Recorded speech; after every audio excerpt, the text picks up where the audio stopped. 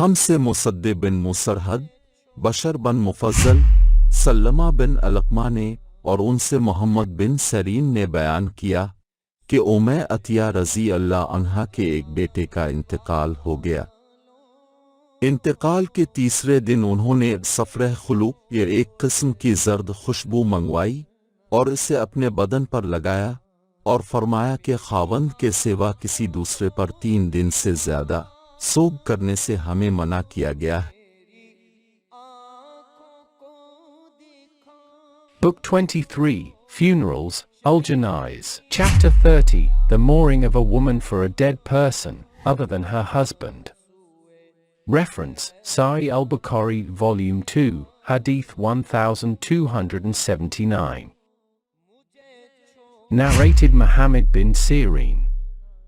One of the sons of Atiyah died, and when it was the 3rd day, she asked for a yellow perfume, and put it over her body, and said, "We were forbidden to mourn for more than 3 days except for our husbands." Reference, Sahih al-Bukhari, Volume 2, Hadith 1279.